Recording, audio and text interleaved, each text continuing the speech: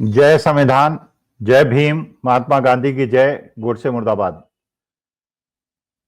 देखिए, Donald Trump साहब क्यों माननीय मोदी जी का ह्यूमिलिएशन कर रहे हैं? क्योंकि माननीय मोदी जी हमारे देश के प्रधानमंत्री हैं, और एक बहुत बड़े देश के बड़े मजबूत देश के प्रधानमंत्री। 3 बार से लगातार जीत के आ रहे हैं, लेकिन मुझे नहीं समझ में आ रहा कि डोनाल्ड ट्रंप बार-बार मोदी जी को अपमानित करने का प्रयास क्यों कर रहे हैं? पहले उन्होंने मोदी जी को अपनी स्वेरिंग इन सेरेमनी में नहीं बुलाया। उसके बाद वहां पन्नू जो घोषित अपराधी है, देश का आतंकवादी है, उसको बुलाया। उसके बाद इनविटेशन नहीं दिया, मोदी जी अपॉइंटमेंट लेके गए, वहां उनको स्टेट गेस्ट का ऑनर नहीं दिया, एयरपोर्ट में उनको अच्छा रिसेप्शन नहीं दिया। जब मोदी जी घर पहुंचे तो डोनाल्ड ट्रंप बाहर निकल के उनको रिसीव नहीं किया। अब हर दिन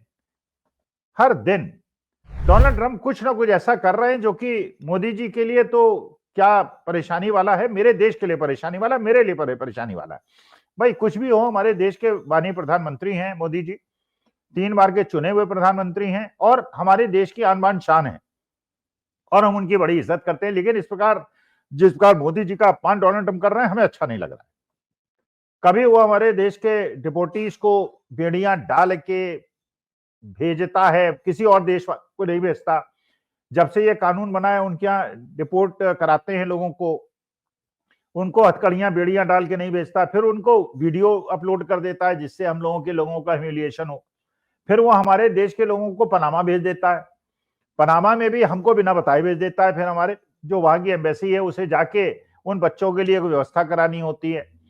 तो चलिए, एक वो, फिर उसके बाद वो यूएस एड के बारे में कहना शुरू कर देते हैं। पहले कहते हैं यूएस एड में $23 बिलियन दिए गए हैं, मैं उसे रोक रहा हूं। भारतवर्ष के अंदर भक्त लोग खुश हो जाते हैं, वो इस पे कांग्रेस के ऊपर आरोप लगाने लगते हैं, क्योंकि 10 साल से तो मोदी जी सत्ता में है। तो ये दिखाने का प्रयास करते हैं कि अगर सत्ता से हटाने का प्रश्न है तो मोदी जी को ही हटाने का किया होगा। वो राहुल गांधी भी प्रश्न उठा देते हैं।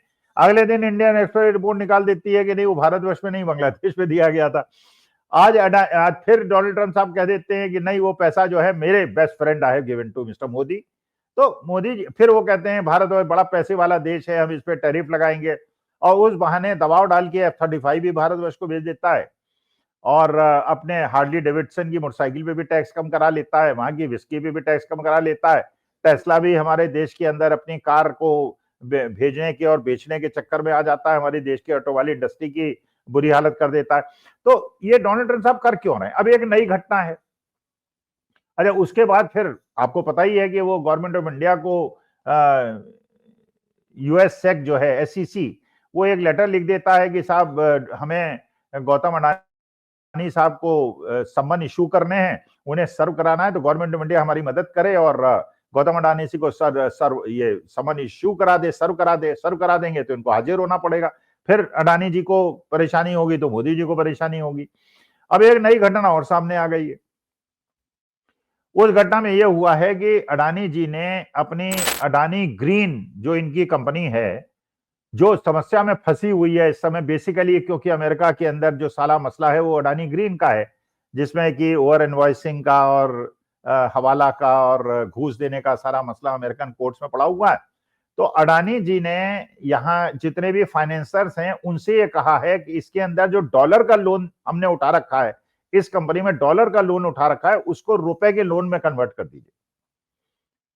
अच्छा, रुपए के लोन में कन्वर्ट कर दीजिए, तो ये क्यों किया है और इसका मतलब क्या है, ये समझना बहुत ज्यादा आवश्यक है। तो मैं बड़े सरल शब्दों में आप लोगों को समझाने का प्रयास करता हूं कि इसका मतलब क्या है। इसका मतलब यह है कि मान लीजिए आपको एक लोन लेना है, अपने प्रोजेक्ट के लिए, अपनी इंडस्ट्री के लिए लोन लेना है। अब आपका 100 करोड़ का मान लीजिए प्रोजेक्ट है। 100 करोड़ के प्रोजेक्ट में 100 करोड़ पूरा का पूरा तो कोई फाइनेंशियल इंस्टीट्यूशन और बैंक आपको दे नहीं देगा। वो कहेगा इसमें से कुछ पैसा आप लगाइए जिससे कि आपका भी स्टेक इन्वॉल्व रहे और बाकी हम लोन देंगे। तो वो कहता है, मान लीजिए कि 1:1.5 इक्विटी डेट रेशियो पे हम आपको लोन देंगे, तो 40 लाख रुपए आप लगाइए, 40 करोड़ आप लगाइए और 60 करोड़ का लोन हम देंगे।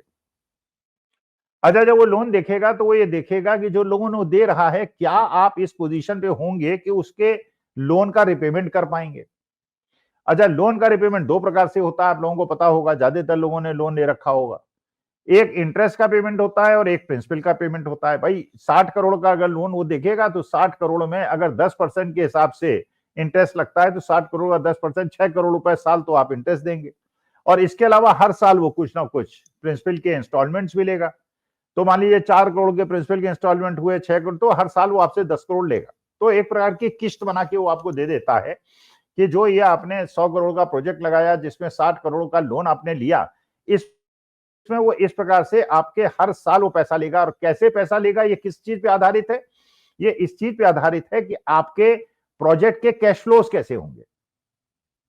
भाई कुछ प्रोजेक्ट ऐसे होते हैं जिनके पहले ही साल से कैश फ्लो बहुत ज्यादा हो जाते हैं, कुछ प्रोजेक्ट ऐसे होते हैं जिनको कैश फ्लो आने में 5-6 साल लग जाता है, कुछ ऐसे प्रोजेक्ट होते हैं जो 5-6 साल के अंदर अपने रिलेवेंस खो देते हैं, बंद हो जाते हैं, कुछ ऐसे होते हैं लगातार चलते रहते हैं। जो ट्रेडिशनल इंडस्ट्री है वो लगातार 50-60 साल तक चलती रहती हैं, और कुछ इंडस्ट्री 4 साल में गायब हो जाती है, लेकिन 4 साल में इतना रेवेन्यू कमा देती हैं कि प्रमोटर भी पैसा कमा लेता है और बैंकर भी पैसा कमा लेता है। तो depending upon your type of the project and the expected cash flow of the project, banker आपकी किस्तें बनाता है। अब खबर ये आई है कि अडानी ग्रीन में गौतम अडानी साहब ने जो फाइनेंशियल इंस्टीट्यूशन है उनसे 2 रिक्वेस्ट की हैं। जैसे पावर फाइनेंस कॉर्पोरेशन है जो लोन देता है, उससे 2 रिक्वेस्ट की हैं। एक रिक्वेस्ट उन्होंने ये की है कि आप जो हमने डॉलर में लोन ले रखा है इसको रुपए में कन्वर्ट कर दीजिए, और दूसरा उसने कहा है कि हमारे जो प्रिंसिपल और इंटरेस्ट के इंस्टॉलमेंट्स हैं इनको पोस्टपोन कर दीजिए, इसकी दोबारा किस्तें बना दीजिए, क्योंकि अभी हम पेमेंट करने के स्थिति में नहीं है। अब ये बड़ा गंभीर विषय है। पहला गंभीर विषय यह है कि अगर इसका मतलब यह है अडानी ग्रीन अपनी किस्तों को पेमेंट करने में असमर्थ है, परेशानी में है, और यह बड़ा नेगेटिव खबर है। अब देखिए मंडे को शेयर मार्केट में क्या होगा, अडानी जी के शेयर्स का क्या होगा, वैसे ही बहुत ज्यादा गिर चुके हैं, और अडानी जी के शेयर का परेशानी में आएंगे तो मोदी जी को भी परेशानी होगी। एक ऐसे ही परेशानी में बेचारे अडानी जी पड़े हुए हैं कि अमेरिकन एसईसी ने गवर्नमेंट ऑफ इंडिया से सम्मन इशू करने के लिए कह दिया। तो रिशेड्यूलमेंट का और लोन को रिकास्ट करने का रिक्वेस्ट करने का ही मतलब है कि अडानी ग्रीन परेशानी में। दूसरी बात इन्होंने ये कही है कि जो हमने डॉलर में लोन ले रखा है उसको रुपए में कन्वर्ट कर दीजिए। इसका मतलब क्या है? देखिए मान लीजिए आपको 100 करोड़ का लोन लेना है तो आप इंडियन बैंक से भी लोन ले सकते हैं और विदेशी कंपनी से भी लोन ले सकते हैं, विदेशी बैंकर से भी ले सकते हैं। अगर आप भारत के अंदर लोन लेते हैं तो आपका इंटरेस्ट रेट ज्यादा होता है, क्योंकि भारतवर्ष के अंदर इंटरेस्ट रेट ज्यादा है। आप बैंक में पैसा जमा कराते हैं तो आपको 7% मिल जाता है, लोन लेते हैं तो 10-11% मिल जाता है। लेकिन अमेरिका के अंदर आप बैंक में पैसा जमा कराते हैं तो आपको हार्डली 1.5-2% मिलता है, और लोन लेते हैं तो भी 4% मिलता है। तो परसेंटेज ही डिपॉजिट के और लोन लेने के ही अलग हैं भारतवर्ष और अमेरिका में।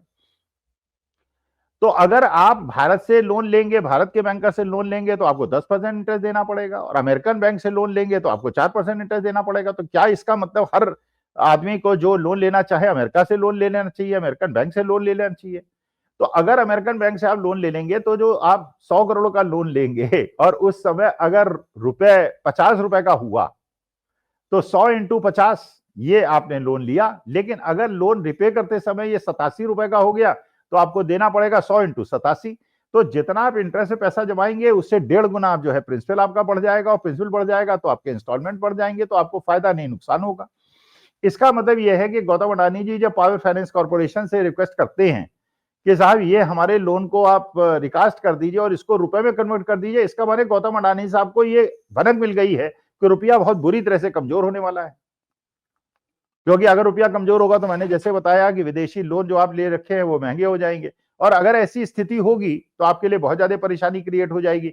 तो ये इंडिकेशन ये दे रहा है, पहली बात तो ये है कि अडानी ग्रीन परेशानी में है, लोन रिपे करने में परेशानी में है।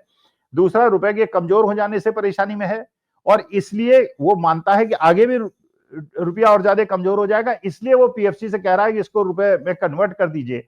तो ये एक संकेतक है, एक इंडिकेटर है कि भारत की इकोनॉमी किस दिशा में जा रही है, और अब तो अडानी जी भी उस पर मुहर लगा रहे हैं कि हम लोग परेशानी में हैं। इसलिए हम लोगों को सतर्क होने की आवश्यकता है, और लोगों को अर्थशास्त्र और फाइनेंस के जो बेसिक सिद्धांत है, मूल सिद्धांत है, उसको समझने की आवश्यकता है। नमस्कार, धन्यवाद और प्रणाम।